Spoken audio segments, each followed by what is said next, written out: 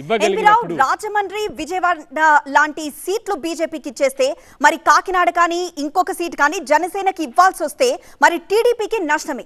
ఏ లెక్కన పొత్తులకి రాజీ ఫార్ములా కుదురుతోంది? అంటే టీడీపీ అయితే ఎంపీ సీట్ల విషయంలో మాత్రం కొంచెం లిబరల్గానే ఉన్నట్లుగా తెలుస్తుంది. కానీ ఎమ్మెల్యే సీట్ల విషయంలో, అసెంబ్లీ స్థానాల విషయంలో మాత్రం కొంచెం అడిగిన సీట్లు ఇవ్వకపోవచ్చు. కానీ ఎంపీ స్థానాల్లో మాత్రము 6 స్థానాలు కాకపోయినా ఒక 4 సీట్లు అయితే ఇచ్చేటటువంటి అవకాశం కనిపిస్తుంది. ఎందుకంటే మీరు అన్నట్టుగా విజయవాడ స్థానము బీజేపీ నుంచి సుజనా చౌదరి ఆశిస్తున్నట్లుగానే తెలుస్తుంది. కానీ విజయవాడ ఎంపీ స్థానం అనేది టీడీపీకి చాలా ఆయుపట్టు లాంటిది. ఎందుకంటే ఇక్కడ వరుసగా 2 సార్లు ఎంపీగా కేశినేని నాని గెలిచారు. ఇప్పుడు ఈసారి కూడా తనకే టికెట్ వస్తుందని చెప్పేసి కేశినేని నాని పలు సందర్భాల్లో ప్రకటన చేసినటువంటి పరిస్థితి. అయితే ఎంపీ టికెట్ను కేశినేని నానితో పాటుగా ఆయన తమ్ముడు, ఆయన సోదరుడు కేశినేని చిన్ని కూడా ఆశిస్తున్నారు. ఖచ్చితంగా టీడీపీగా వస్తుందని బలమైన నమ్మకంతో ఉన్నారు. మరి అలాంటిది కేవలం 30 నిమిషాల్లో చికిత్స. కాల్ చేయండి 9989527715.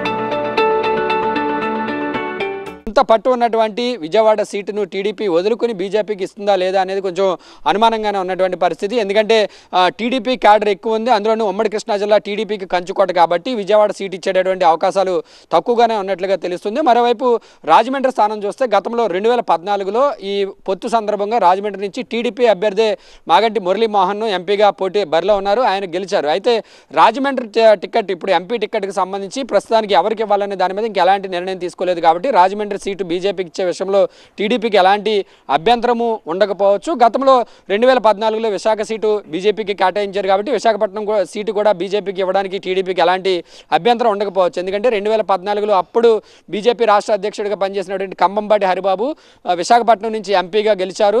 సో బీజేపీ గెలిచినటువంటి 2 స్థానాల్లో ఒకటి విశాఖపట్నము, రెండోది నర్సాపురం. గతంలో పొత్తుల సమయంలో ఎప్పుడు కూడా నర్సాపురం సీట్ని బీజేపీకే కేటాయిస్తూ వస్తుంది టీడీపీ. సో 2014లో కూడా నర్సాపురం టికెట్ను బీజేపీకే కేటాయించింది గంగరాజు. అక్కడి నుంచి బీజేపీ తరఫున ఎంపీగా గెలిచారు. కాబట్టి నర్సాపురం, విశాఖపట్నం, రాజమండ్రి ఈ 3 స్థానాలు ఇవ్వడానికి టీడీపీకి ఎలాంటి అభ్యంతరం ఉండకపోవచ్చు. ఇదే సమయంలో విజయవాడ సీటు విషయంలో మాత్రం కొంచెం టీడీపీ పట్టుబట్టే అవకాశం కనిపిస్తుంది. ఇక రాయలసీమ విషయంలో మాత్రం రాజంపేట, తిరుపతి అయితే బీజేపీ ఖచ్చితంగా ఎక్స్పెక్ట్ చేస్తున్నట్లుగానే తెలుస్తుంది. రాజంపేట విషయంలో టీడీపీ నుంచి 2-3 రేసులో ఉన్నప్పటికీ కూడా దీని మీద కొంచెం చర్చించిన తర్వాత, పార్టీలో చర్చించిన తర్వాత టీడీపీ నిర్ణయం తీసుకునే అవకాశం కనిపిస్తుంది. రాజంపేట నుంచి వైసీపీ తరఫున బలమైనటువంటి అభ్యర్థి గతంలో మిథున్ రెడ్డి అక్కడ ఎంపీగా గెలిచారు కాబట్టి ఈసారి కూడా ఖచ్చితంగా టీడీపీ తరఫున, కూటమి తరఫున బలమైనటువంటి అభ్యర్థి ఉండాలి. సో అటువంటి అభ్యర్థి ఎవరున్నారని చూడాలి. మరోవైపు కర్నూలు నుంచి టీజీ వెంకటేష్ గతంలో టీడీపీలో చేసే వెళ్ళారు కాబట్టి టీజీ వెంకటేష్ విషయంలో కూడా పరిశీలించే అవకాశం ఉంది. తిరుపతి విషయంలో మాత్రం జనసేన, బీజేపీ కూడా 2 రేసులో ఉన్నాయి కాబట్టి ఆ విషయంలో మాత్రం మరోసారి చర్చించిన తర్వాత నిర్ణయం తీసుకునే అవకాశం. ముందుగా అయితే